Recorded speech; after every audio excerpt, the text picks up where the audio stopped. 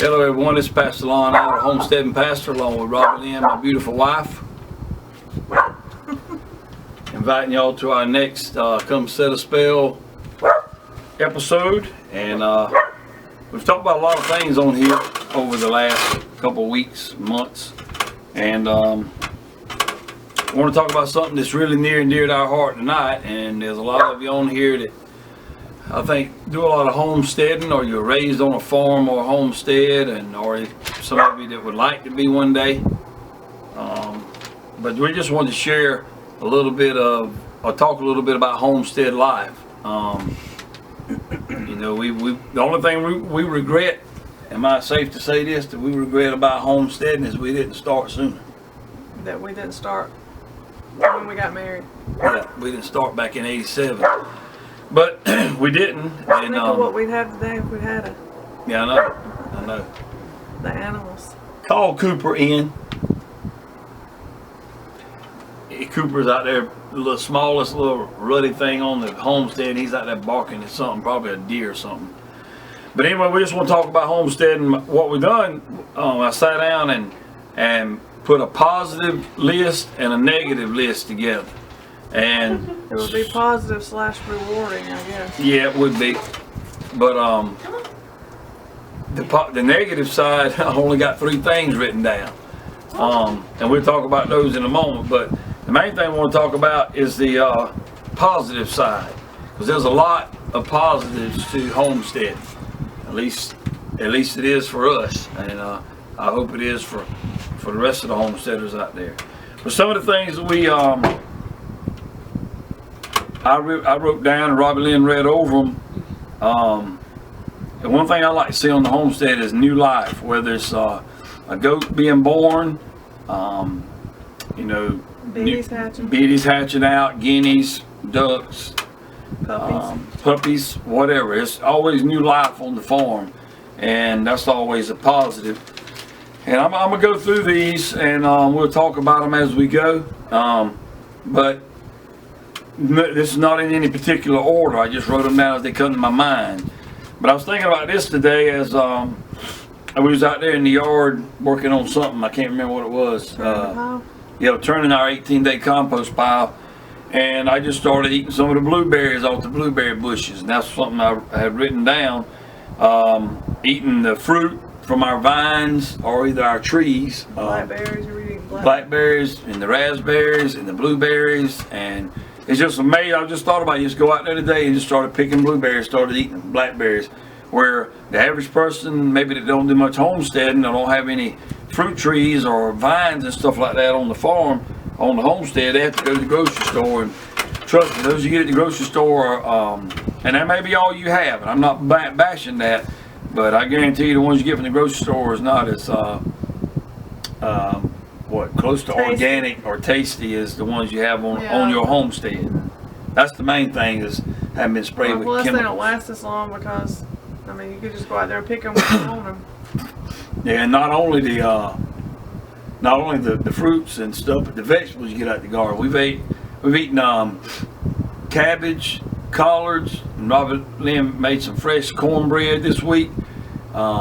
We've gotten iced potatoes. Some of them we've eaten, some of them she's put in jars and canned them. And like squash, we done had squash more than one time.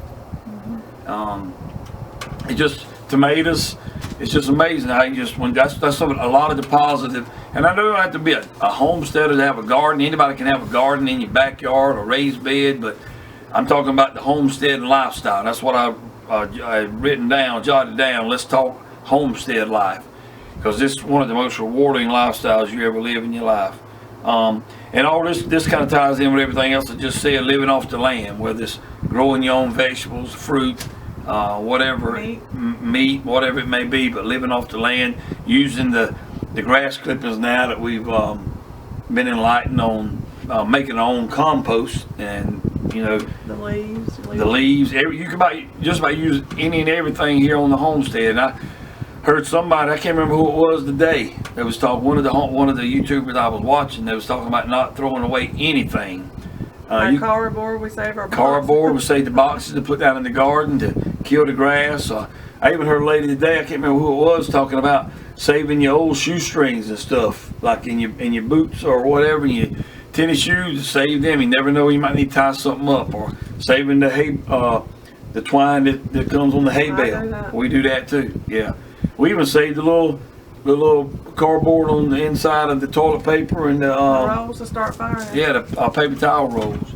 So laying out the dryer. Laying out the dryer. That's right.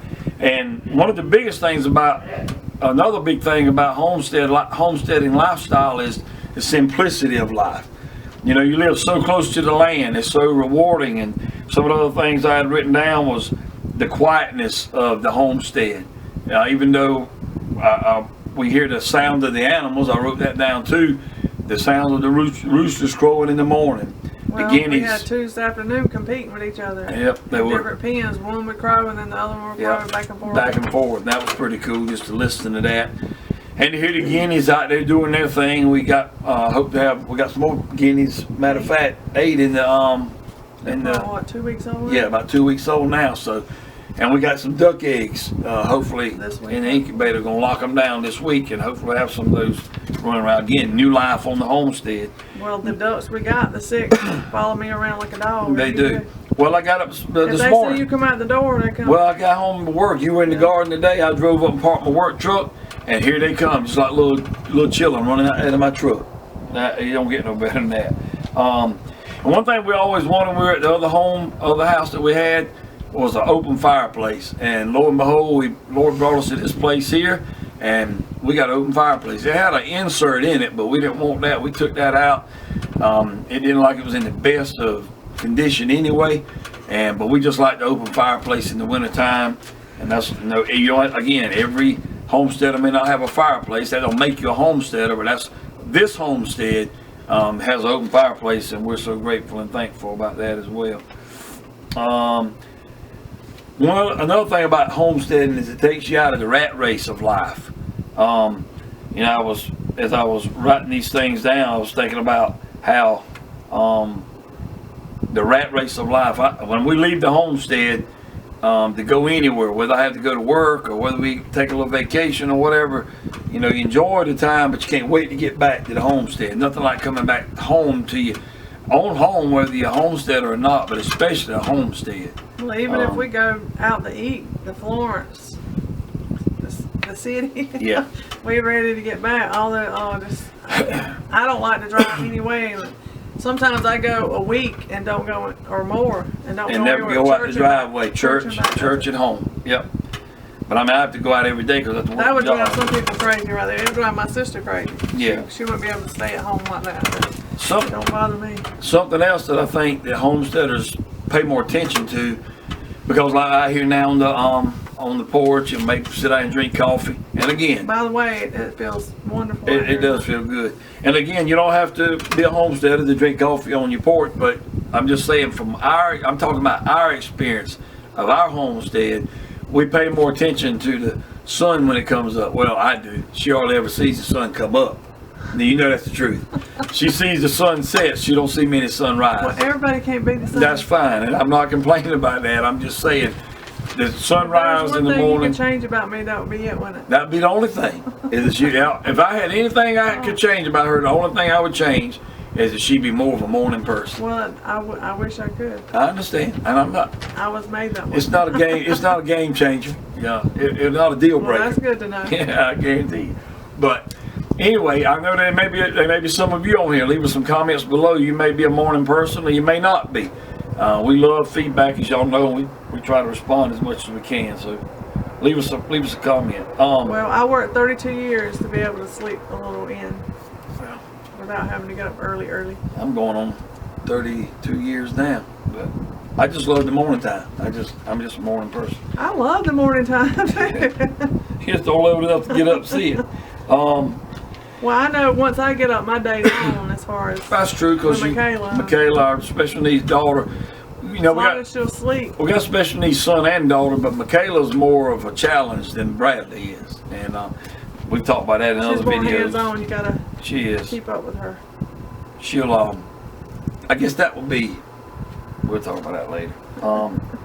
Another thing about homesteading is it's basically a lot of work, but it's very rewarding. It's worth it. It really don't. It's kind of like you was talking today, Brother Brandon over at Little NC Farmer over there in North Carolina on his channel said his dad or his granddad or somebody told him one time that find something you love to do and you'll never work a day in your life. Yeah, find something you really love to do and you never work a day in your life. Because it's not like work. And that's kind of the way it is in the homestead. There's chores to be done. There's, you know, fences to be mended. There's, you know, there's all kinds of things that go on the homestead. And anybody that's got one, you know what I'm talking about. Pleasant. No, it's not. But at the same time, you just get to look back at the end of the day and see what you accomplished. Speaking of accomplished, you know, it's like projects. You was talking about we had 2 more projects we got marked off the list today. Some of them are big projects, some of them are small.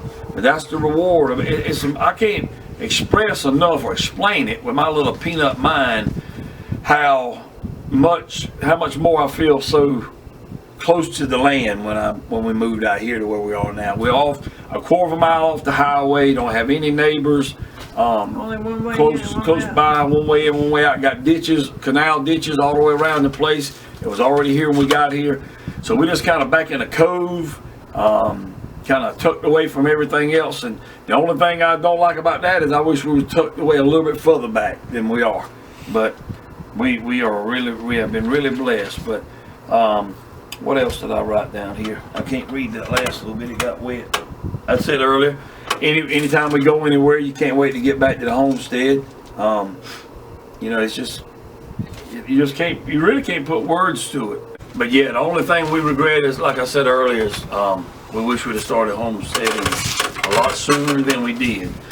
And there's maybe a few more, there's a lot more, really, we just can't think of right now, the positives of living the homestead life. But another thing is, I think about freedom. I think about when you grow your own food and grow your own animals and raise your own animals, become more self-sufficient. We've talked about that in other videos. That's another plus, a big plus. Less control the Big G has over us. That's right, less control that the Big G has over us, and that's always a great thing.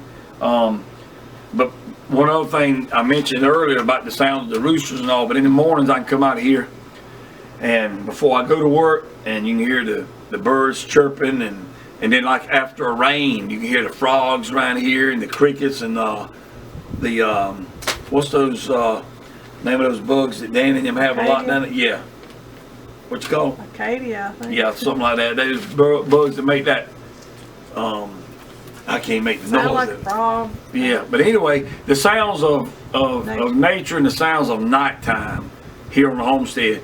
Because a lot of homesteaders, and the reason I feel like that lifestyle listens more to that, sees the sun, watches the sun come up, watches it go down, watch it go down. Anyway, and the moon, you know, because a lot of people that don't homestead, they may be shut up in the house and they don't come out. They're on a computer or on a phone. They don't come out and enjoy this stuff. But we were just talking the other day, last month, the last full moon, you was talking about getting a blanket and going out there and laying down on the ground and just looking up. I can't get him to do that with me. Well, tell him why. He don't love me. That's a lie. Lord help. Let's pray right now. No, I got vertigo bad, and if I lay flat down, the whole world starts spinning. But I could go out there and we'll do it. I can go out there and put me a pillow under my head or a brick or something. When I changed oil in the car, I know it's growing now. When I changed oil in the car, the trucks around here, I had to put something under my head. My granddaddy was that way, and my mom was that way. So it is what it is. But most people don't sit around or lay out there and watch the sun and the moon at night and the stars and stuff. And appreciate God's creation. I feel like majority of the homesteaders do that kind of stuff. Well, if you're not in the rat race, you got more time to just chill, relax. Like, take your time. You do? You ain't in a rush. You do? We are still in a rush. Well, just like with my job, I had job and church and stuff like that. A job in the ministry, in the homestead, and then our kids, spending time with them, all 4 of them, and then 2 of them are special needs. That takes a lot of time. So we're very busy, but at the same time, it's very rewarding. And another thing about homesteading / YouTubing now, and that was kind of what drove me wanted to get started with with the YouTube channel was, number one, me being a minister, I like to share the word of God with everybody, but also, you know, having a homestead now to be able to share what we do here on the homestead. And another rewarding part of that is to get feedback from you guys, and y'all tell us, you know what you think, what you going through about your lifestyle. Well, some of them you get to know like more than others. You do. They communicate personally. Right, they communicate more, and I've been getting several of them sending me emails too.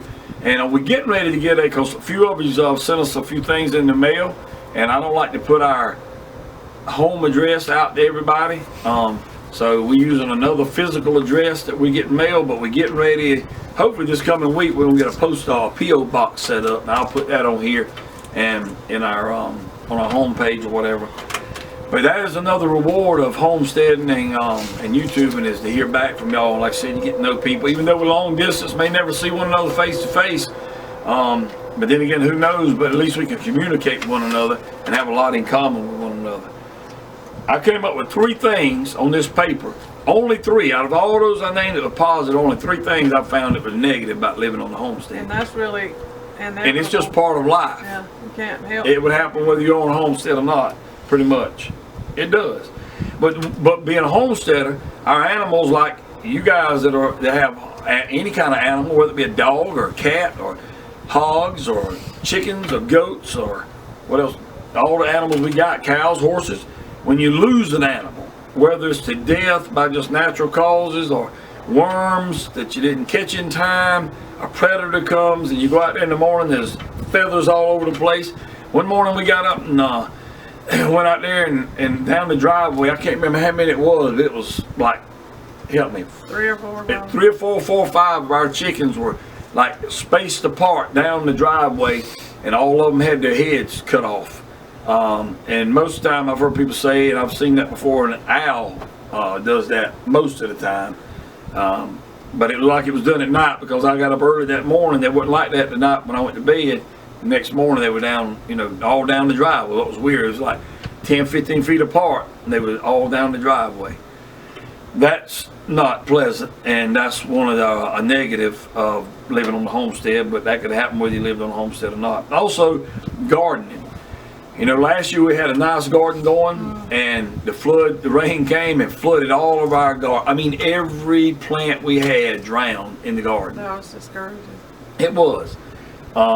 And then the other negative to that, if everything's going good, like this year, our raised bed gardens are doing good, like y'all seen them. And we got, I guess you call it, is that Japanese beetles or June bugs or whatever? Something like that. We call them June bugs on my sweet potato vines. That's kind of used to taking time on the string and let them fly around. I know some of y'all probably done that before. Well, I tied them and put them in some soap water. Yeah, they didn't make it. The one she found, yeah, we went swimming and didn't come back. But anyway, but they're not eating our sweet potato vines and our. You have to go out there every day and check. Yeah, and then you have those little grubs, the little hornworm and different things like that to go out there, and we had to keep them off the cabbage. So far, I hadn't had the squash borer. Yeah. Not yet. And you should have bought one of those that big tomato out here. She got one of the biggest tomatoes off her vine today. Yesterday. Go get it. I can entertain them when you get back. You think? I do the best I can. But man, she got a nice tomato off her vine out there, off that tomato plant.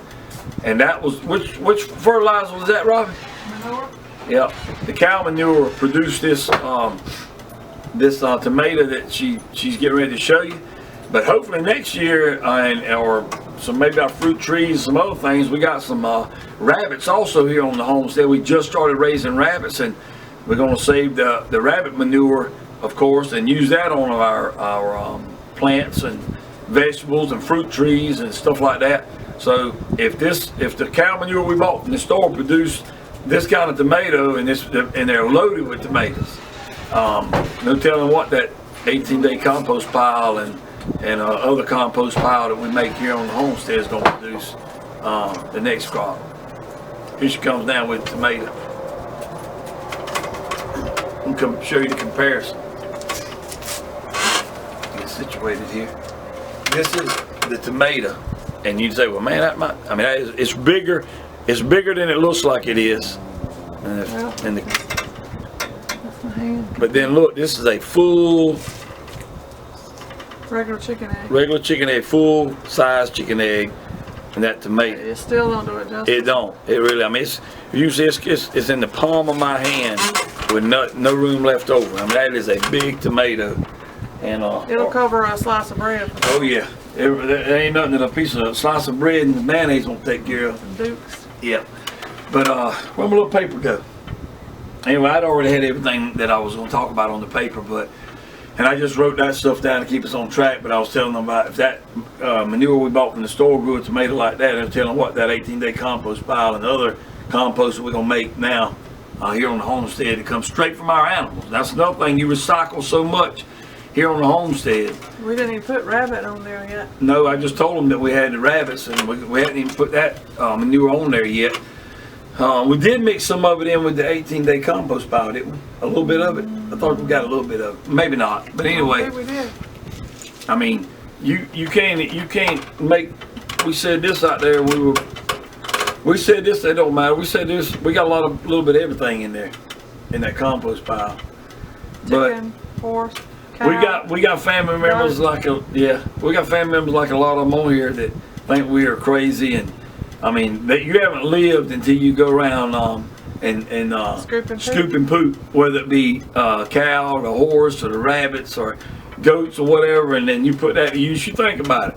You know, we raise the garden, and then some of the stuff we don't eat in the garden or the excess that you cut up and don't use, the greens, we feed that to the rabbits. The rabbits eat it, they produce the manure. We put it back in the compost pile, plant the garden, put it back in there. It grows the plants and brings us a harvest, and the cycle goes all over again. You feed the hogs, you kill the hogs, you eat the hogs. Yeah, we ate some sausage. Matter of fact, this week. Matter of fact, this past Saturday morning was our anniversary. This past Saturday, 34 years, and homeboy here that don't know how to cook much, I can cook pancakes. I cooked pancakes for my bride this past Saturday morning, along with some of the link sausage off of the hog that we raised here on the homestead. I just think that's too cool. I know what went in that hog. I know how it was raised. I know we took good care of it, and no steroids, no junk, no chemicals, or anything. That it was delicious. By the way, how were the pancakes? Delicious, of course. Yeah, she tells me all the time when making sandwiches, she'll say, make us a sandwich. So you make them better than I do. I can't make a sandwich like you. I don't know if she really means that or she's just wanting to get out of making sandwiches. I really mean that. Yeah, okay. I'll take that. But, no, it's just a good life. The only thing I'm praying about is that one day, sooner than later, that I'll be able to retire from my full-time job. Because ain't nothing no more disheartening to me. And I appreciate my job. Been there going, like I said, on, 31 years? But you ain't nothing no more disheartening getting up in the morning and driving out of that driveway. Because I think of all the things I could be doing around here. Even if she don't like to get up early as I do. Well, when you retire, I'll probably get up early with you. Y'all heard that, didn't you? Y'all heard that.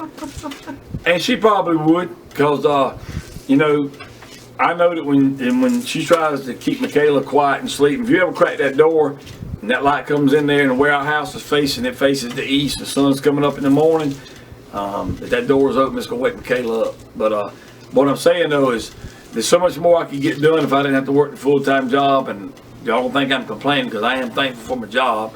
It's doing good for us, but you know, I hope to retire from that, hopefully sooner than later, and be able to stay here on the homestead. But like I said, even if she don't get up early as I do, I still got tons of things I can do that I can do by myself here on the homestead. You know, one, make more videos.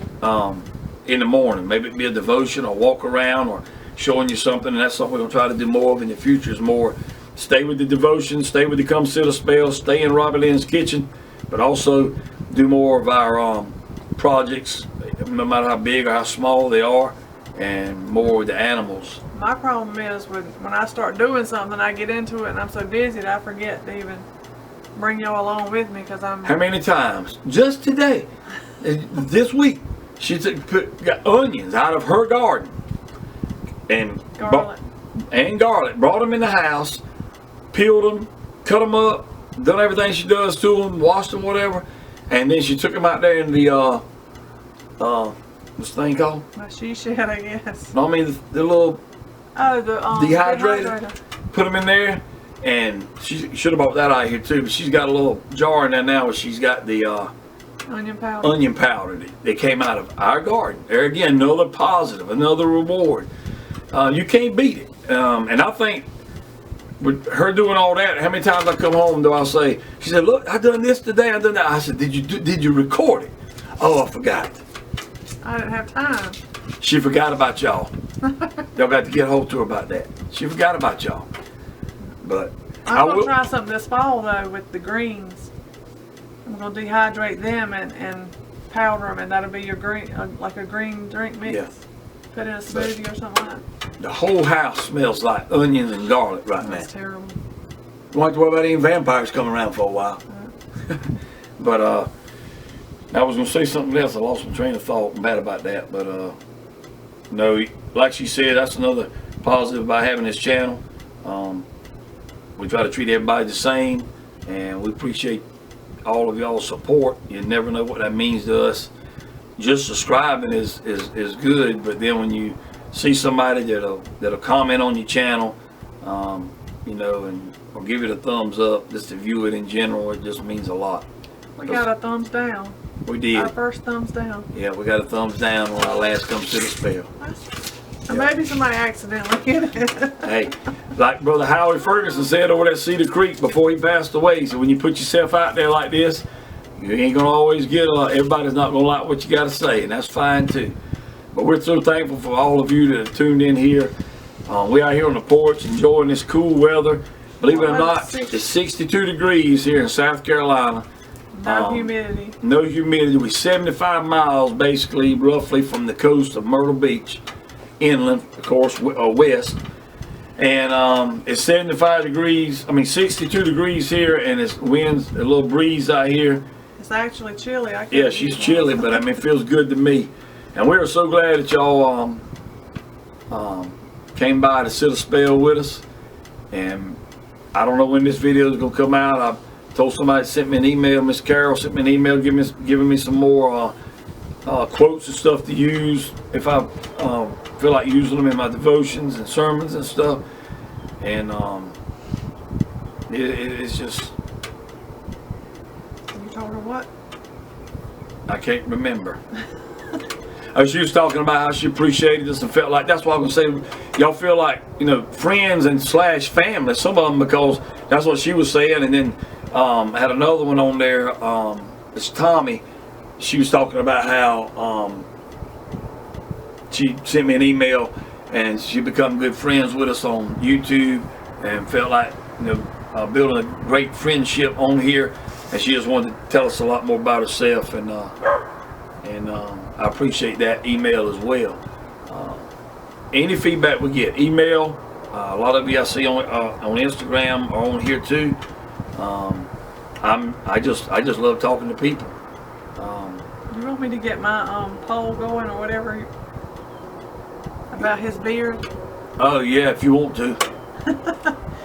How many people think he should shave it off? Well, I mean, there's 3 things you said. Shave it, leave it, and let it grow, or keep it like I like it like when it's first coming out. You know, it's real thin. So basically, the number 1 is. But you've had it thicker than that. Clean shaven. 2. Like it is. Like it is, or let it grow, and or keep number 3, keep it close. Yeah. They probably don't even care about that. Well, it's just something you well, I guess she wants your advice. Yeah. Because you don't take my advice. I do. Got an ant going on. I do take her advice, but I just didn't feel like shaving. Got tired of shaving. Yeah, that's probably, it'll take but a week for him to grow one anyway. Yeah. So. Well, matter of fact, the last Come Sit a Spell didn't have this. Yes, you did. Believe it didn't. Yes, you did. Believe it didn't. Go back and look. I think you did. But But anyway, we thank y'all for joining us tonight, and wish you could feel this cool air here where we are. We getting ready to hit the hay, as they say here in the South.